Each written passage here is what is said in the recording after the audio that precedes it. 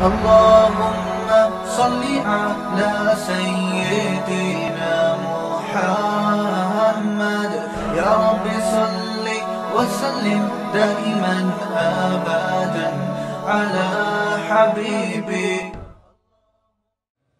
ایک اور مسئلہ پھر اس کے بعد جا کے یہ آتا ہے کہ اگر ایک ہی ہے, چلو کسی اور کو ہم پکار بھی نہیں سکتے, بس وہ ایک ہی ہے, تو مشرکین میں ایسے لوگ تھے جو کہتے تھے صرف وہ خدا ہے, لیکن وہ کہتے تھے اس خدا نے, اگلا پھر سوال ہے کہ اس خدا نے اس کائنات کو جو بنایا, انسانوں کو بنایا, اکیلے نے بنایا, عبادت کا مستحق بھی وہی ہے, تو کیا کوئی مقصد کے تحت بنایا ہے یا ایویں ہی بنا دیا بس؟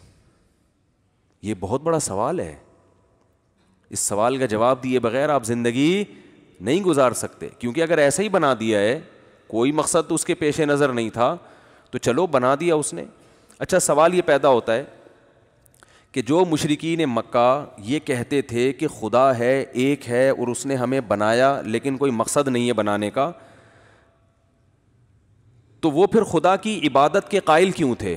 تو وہ اصل میں عبادت کے قائل اس لیے تھے, وہ کہتے تھے خدا ہے جو مشکل میں ہمیں مشکلات سے نکال سکتا ہے, تو ہم اس کی عبادت اس لیے کرتے ہیں کہ مرنے کے بعد تو ہم ختم ہو جائیں گے, مٹی ہو جائیں گے, کچھ بھی نہیں ہے, لیکن اس کو منا کے رکھیں گے تو ہمارے دنیا کے کام بنتے رہیں گے. جیسے ہندو جب بھگوان کی عبادت کرتا ہے تو آخرت کے تصور سے نہیں, بلکہ وہ اس لیے کہ یہ والا بھگوان کے چڑھاوا چڑھاؤ گے تو اولاد ملے گی, یہ والا ذرا مہنگا بھگوان ہے, یہ آپ کے روزگار لگوا دے گا, اس کے ریٹ مارکیٹ میں زیادہ ہیں, یہ جاپانی بھگوان ہے, وہاں سے امپورٹ ہوا ہے, یہ آپ کی شادی کرا دے گا, یہ والا بھگوان کیا کرے گا, یہ آپ کی شادی کرا دے گا, یہ والا اولاد دل. جتنا ریٹ زیادہ ہوں گے بھگوان کے, مہنگا بھگوان ہوگا, اتنا ہی اس کے پاس پاور ان کے خیال میں زیادہ ہوگی. تو دنیا کے لیے کہ دنیا میں یہ سب کچھ ہوگا ہمیں. جیسے آج بھی کچھ لوگ آتے ہیں نا, مسجد میں نماز پڑھ رہے ہوتے ہیں, وظیفہ پڑھ رہے ہوتے ہیں, اللہ کا نام لے رہے ہوتے ہیں. بھائی کیوں لے رہے ہو یار؟ وہ میرا کام اٹکا ہوا ہے, مجھے کسی نے کہا ہے کہ یہ والی آیت کریمہ اتنی دفعہ پڑھو گے تو یہ کام ہو جائے گا. جائز ہے, میں ناجائز نہیں کہہ رہا, میں تو صرف یہ بتا رہا ہوں کہ بہت سے لوگ دنیا میں ایسے ہیں جو یہ نہیں مانتے کہ اللہ نے کسی مقصد کے لیے بنایا ہے, کوئی اس کا ایک ہدف تھا اس کے سامنے, وہ یہ نہیں مانتے, لیکن پھر بھی اللہ کی عبادت کو وہ مانتے ہیں. تو بعض کافر نبی صلی اللہ علیہ وسلم کے دور میں ایسے بھی تھے جو اللہ کی توحید کے تو قائل تھے, مگر اس کے قائل نہیں تھے کہ آخرت میں کوئی حساب و کتاب ہے, موت کے بعد زندگی ہے, بلکہ وہ کہتا ہے یہ ممکن نہیں ہے مرنے کے بعد کوئی دوبارہ زندہ ہو, خدا یہ کام نہیں کرے گا, کیونکہ یہ عقل سے بعید ہے. کرنا ہوتا تو کوئی 2-4 تو مردے زندہ کر کے دکھاتا نا ہمارے سامنے. سمجھ میں نہیں آ رہی میرا خیال ہے بات. اس کی مثال ایسے جیسے خدا کر تو سکتا ہے لیکن جو کام نہیں کرتا اس کا مطلب وہ بعد میں بھی نہیں کرے گا. اس کی مثال ہے, میں آپ کے پاس آؤں کہ یار یہ خربوزے کا بیج ہے, اس کو زمین میں ڈال کے انار کا درخت اگاؤ, تو آپ کہیں گے بھائی یہ تو نہیں ہو سکتا. اب میں دلیل دوں کہ خدا تو کر سکتا ہے, تو آپ کہیں گے بھائی خدا کا ہمیں نہیں پتا, کیونکہ خدا کرتا نہیں ہے. اس کی علامت ہے کہ کر سکتا ہے مگر کرے گا نہیں. اگر کیا ہوتا تو کبھی تو ہوتا نا کہ خربوزے سے انار پیدا ہو رہا ہے. تو وہ کافر مانتے تھے کہ خدا کو دوبارہ پیدا کرنے پر قدرت تو ہے, لیکن آج تک ایک دفعہ بھی ایسا نہیں ہوا. یہ اس کی علامت ہے کہ خدا ایسا کرے گا نہیں, مر کے مٹی کر کے ختم کر دے گا. سمجھ میں آ رہی ہے بات کہ نہیں آ رہی ہے؟ تو ایک کانسیپٹ یہ تھا. ایک اور کانسیپٹ, تو یہ بہت اہم ترین سوال ہے کہ اس نے ایویں ہی بنا دیا یا کوئی مقصد ہے اس کے سامنے. پھر اگر کوئی مقصد دیا ہے اس نے ہمیں, جیسے کہ یہود و نصارہ اور مسلمان کہتے ہیں کہ بھائی آخرت ہے اور ایک مقصد ہے, اور وہ مقصد کیا ہے کہ تمہیں وہ آزمائش ہے. جو یہ کہتے ہیں کوئی مقصد ہی نہیں ہے ان کے پاس, تو پھر اس کا جواب ہی نہیں ہے نا کہ کیا مقصد ہے. جو کہتے ہیں کوئی مقصد ہے, ان میں پھر سب کی ایک ہی رائے ہے, ان میں کوئی اختلاف نہیں ہے. یہودی, عیسائی اور مسلمان اس کے قائل ہیں کہ ایویں ہی نہیں بنایا, کیونکہ تورات میں بھی ہے, انجیل میں بھی ہے اور اسلام میں بھی ہے. وہ کیا ہے, اللہ نے آزمائش کے لیے پیدا کیا ہے, اور اس آزمائش کا پھر آخرت میں بدلہ ملے گا, جنت کی صورت میں یا جہنم کی صورت میں. تو آج بھی دنیا کی اکثر آبادی اس پر متفق ہے. لیکن آگے پھر آزمائش کے لیے جو پرچہ آؤٹ ہوا ہے, پیپر جو ایگزامینیشن ہال میں آپ کو دیا گیا ہے, وہ صحیح پیپر یہودیوں کے پاس ہے, عیسائیوں کے پاس ہے یا مسلمانوں کے پاس ہے؟ یہ ایک بہت امپورٹنٹ سوال ہے کیونکہ جب تک آپ کو پتہ ہی نہیں چلے گا ان میں صحیح پرچہ کون سا ہے, صحیح پیپر کون سا ہے, تو آپ امتحان کی تیاری کیسے کرو گے؟ ارے آپ ایگزامینیشن ہال میں بیٹھے ہو, آپ فزکس کا پیپر دینے کے لیے 3 پرچے آ گئے, لفافہ بٹا, ابھی آپ اس کو کھول کے پڑھ رہے تھے, ایک اور لفافہ آ گیا, ایک اور آ گیا. اب آپ کہو گے ابے یہ والا فزکس کا ہے, یہ والا ہے کہ یہ والا ہے؟ نہیں آ رہی میرا خیال ہے بات. تو آپ اس وقت تک پیپر حل کرنا شروع نہیں کرو گے جب تک آپ کا کانسیپٹ کلیئر نہ ہو جائے کہ ان میں سے پرچہ ہے کون سا. اس وقت تک آپ بولو گے بھائی میں اپنے ٹائم کیوں, پتہ چلا یہ والا کر دوں, اور 3 گھنٹے بعد جب ایگزامینیشن ہال سے نکالا تو پتہ چلا وہ یہ والا نہیں, وہ تو وہ والا تھا. تو آپ بولے جب تک اس سوال کا جواب نہیں ملے گا آگے نہیں چلوں گا میں. تو یاد رکھو عقل مند انسان کو جب تک اس سوال کا جواب نہیں ملتا کہ کوئی پیدا کرنے والا ہے یا نہیں, وہ اپنی زندگی 1 سیکنڈ بھی آگے گزارنے کے لیے تیار نہیں ہوتا. اگر یہ ثابت ہو جاتا ہے کہ یہ کائنات خود سے بنی ہے, اور یہ بحث کر کے تحقیق کر کے, پھر اس کی زندگی کیا ہے؟ آزاد. اس کا لائف اسٹائل مکمل چینج, کیونکہ پھر زندگی نام ہے عیاشی کا, کوئی مقصد نہیں ہے, کوئی ہدف نہیں ہے. لائف کو کیا کرو؟ انجوائے کرو, مزے اڑاؤ, چرس پیو, سٹے لگاؤ, نائٹ کلبوں میں جاؤ, جتنا ناچ سکتے ہو ڈانس کر سکتے ہو کرو. پھر تو مزوں کی ایک دنیا ہے بس. کہ عجیب بات ہے, مزے آتے نہیں ہیں ایسے آدمی کو, یہ عجیب ہے حساب. وہ بظاہر مزے کی ہو جائے گی لیکن حقیقت میں ہوگی نہیں. اس کی کیا دلائل ہے وہ پھر ابھی ٹاپک نہیں ہے. لیکن بہرحال اس کا مطلب کیا ہے؟ پھر یہ اتوار کا بیان, ہفتے کا بیان, جمعے کی نماز, اس دن ٹوپی پہن کے جا رہے تھے. یہ بھی ہوتا ہے نا, وہ جتنا بھی گنہگار سے گنہگار مسلمان ہو, کبھی نہ کبھی تھوڑی دیر کے لیے ٹوپی تو وہ پہن لیتا ہی ہے. انگریز تو 5 منٹ کے لیے بھی ٹوپی نہیں پہنتے نا.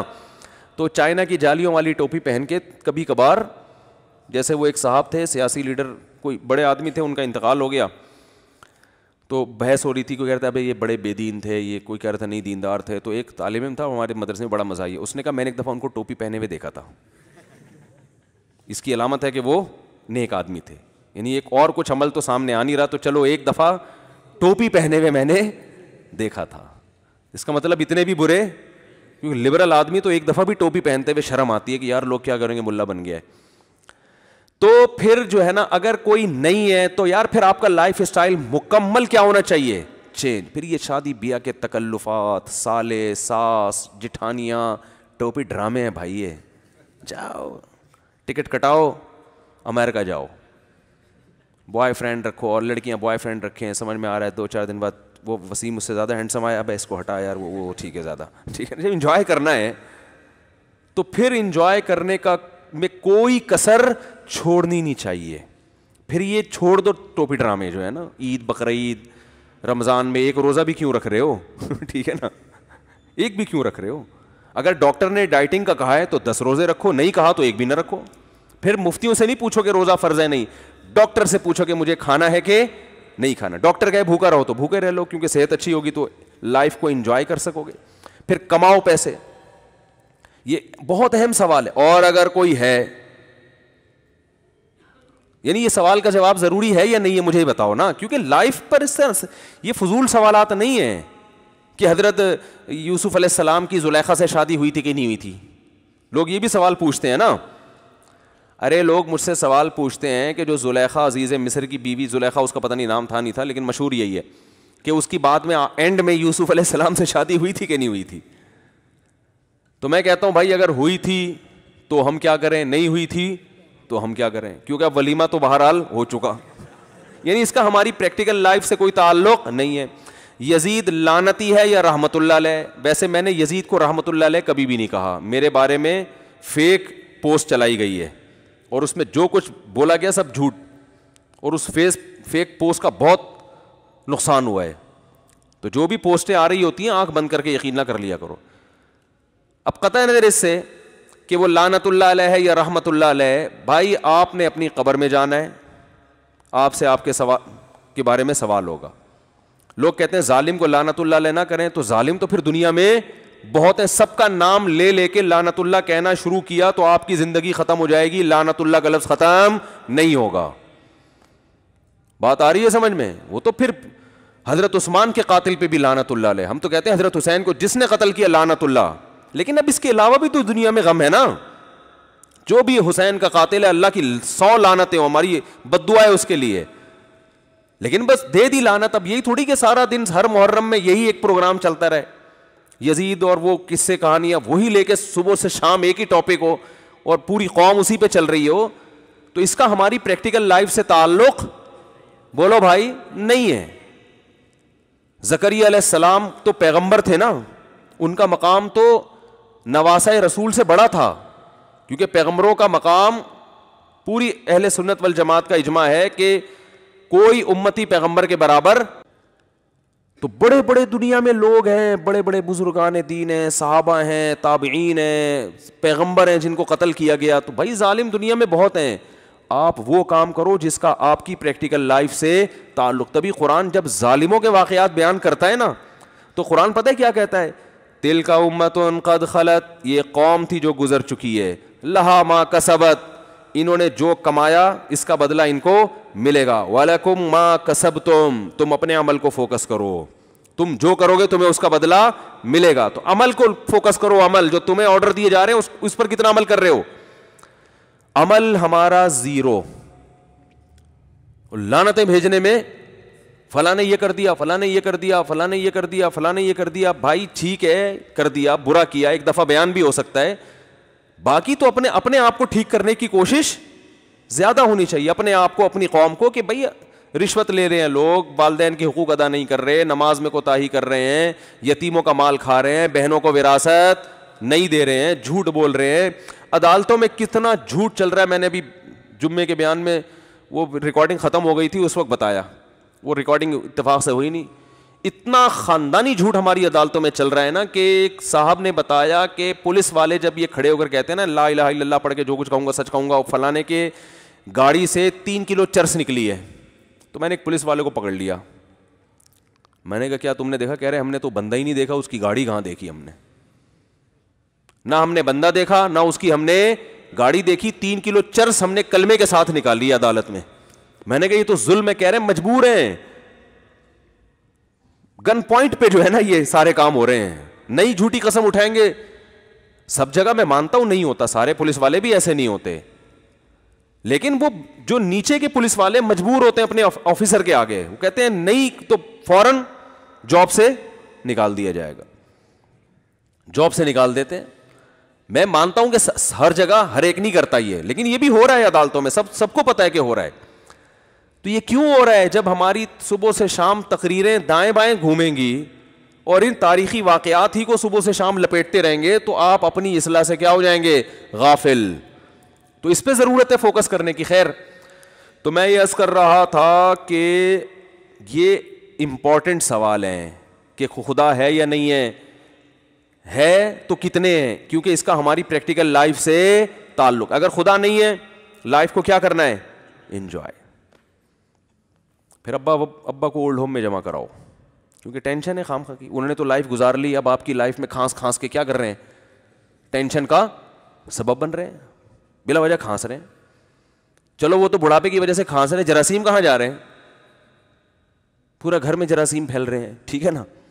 تو اور پھر تکلیف تو ہوتی ہے نا کھانسنے سے, ڈسٹربنس پھیل رہی ہے اس سے معاشرے میں.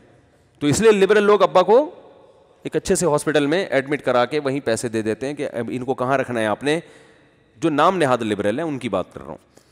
تو یہ سوال بہت امپورٹنٹ ہے. دوسرا, اگر خدا ایک ہے, اگر خدا ہے تو ایک ہے یا ایک سے زیادہ, کیونکہ اس کا عملی زندگی سے تعلق ہے. اگر خدا نے دوسروں کو بھی اختیارات دیے ہوئے ہیں تو پھر کب خدا سے مانگے, کب غوث اعظم سے مانگے, کب بھگوان کے پاس جائیں, وہ تو یہ تو ساری زندگی آدمی بوکھلا کر شکار ہی رہے گا.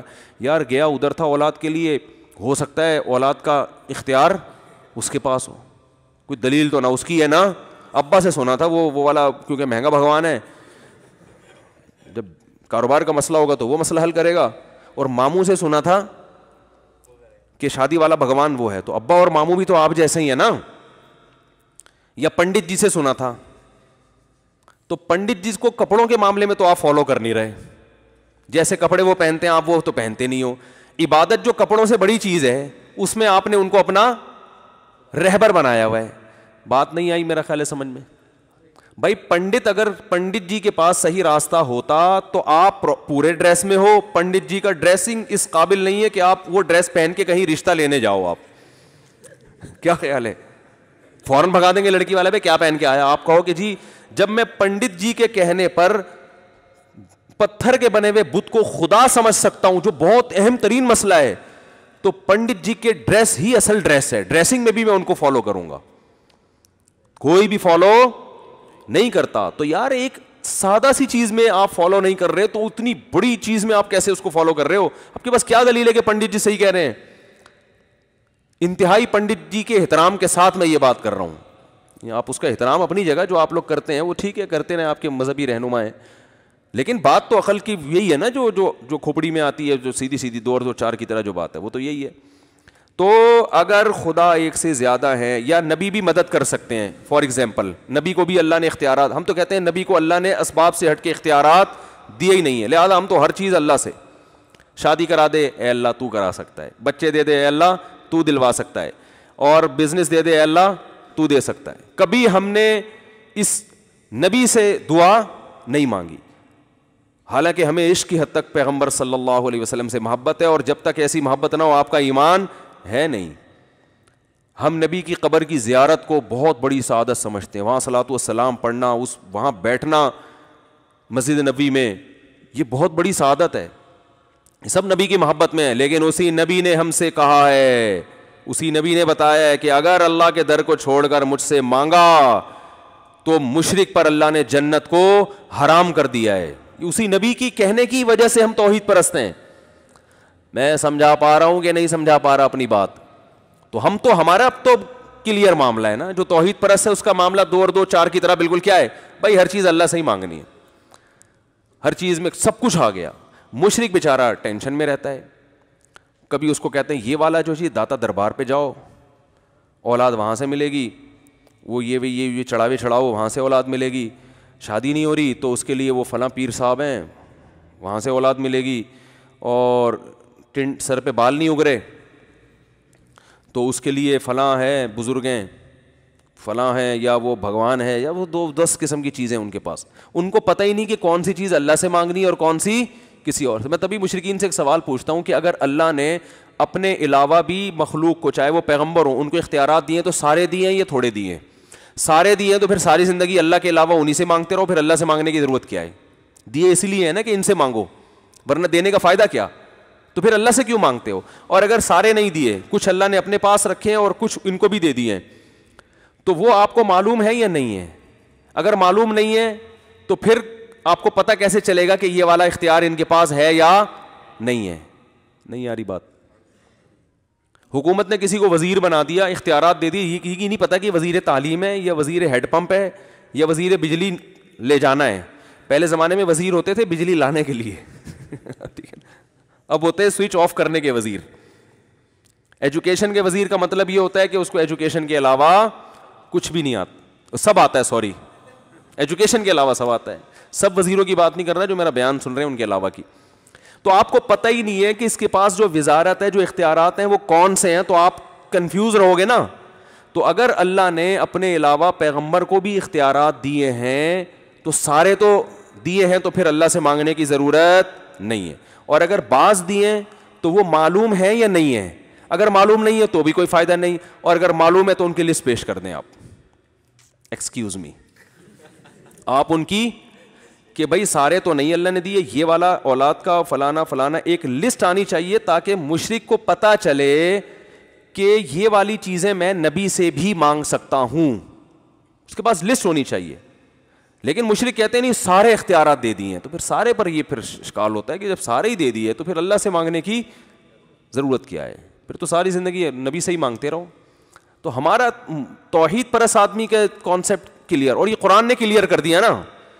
قرآن نے 2 اور 2 4 کی طرح بتا بھائی کچھ بھی نہیں دیا, اسباب سے ہٹ کے کسی کے پاس کوئی طاقت ہے ہی نہیں. جس کے پاس ہے لاجک کے تحت ہوگی, اسباب کے تحت ہوگی. جیسے میں آپ سے کہتا ہوں پانی پلاؤ, تو یہ نہیں کہ پانی آ جائے گا, آپ جاؤ گے نل کا کھولو گے, ایک اپنے جو ظاہری اسباب ہیں وہ اختیار کرو گے. اور کرامت اور معجزے میں ہمیں بتا دیا کہ اس کا کیا فرق ہے. وہ بھی کرامت بھی اللہ ہی کا کام ہوتا ہے, اس میں ولی کا اپنا دخل نہیں ہوتا. معجزہ بھی اللہ کا ہوتا ہے, نبی کا اس میں دخل نہیں ہوتا, نبی کا صرف ہاتھ ہوتا ہے. تو نبی نے جو چاند کے 2 ٹکڑے کیے, نبی نے نہیں کیے, یہ کس نے کیے ہیں؟ یہ تو اللہ نے کیے ہیں. نبی کی طرف اس کی مجازن نسبت کی جاتی ہے. تو بہت توحید کا معاملہ 2 اور 2 4 کی طرح کیا ہے, بہت واضح ہے, اس میں کوئی کنفیوژن نہیں ہے. تبھی تو بہت سے عیسائی مسلمان ہوتے ہیں کہ یار اسلام کے عقیدے 2 اور 2 4 کی طرح سمجھ میں آتے ہیں, باقی کسی مذہب میں بھی جاؤ گے تو آپ کو بیسک کانسیپٹ کلیئر کرنے میں 48 سال لگیں گے, پھر بھی آپ کے کانسیپٹ کلیئر نہیں ہوں گے, پھر بھی آپ بیٹھ کے پڑھتے ہی رہو گے, پتہ نہیں بوکھلا جاؤ گے تھوڑے دنوں میں. تو ایک اللہ ہے. اب ایک اللہ ہونے کے بعد امپورٹنٹ سوال یہ ہے کہ اس نے بے مقصد بنایا یا با مقصد بنایا. یہ میرا بیان اس ٹاپک پر بہت دفعہ ہو چکا ہے, میں جلدی جلدی ریپیٹ کر رہا ہوں. بے مقصد بنایا ہے تو بھی بس ہے, تو پھر اس کو مانگ لیا کرو اپنی دنیاوی حاجات کے لیے, اور مر کے کیا ہو جاؤ گے, ختم ہو جاؤ گے, بس ختم کہانی.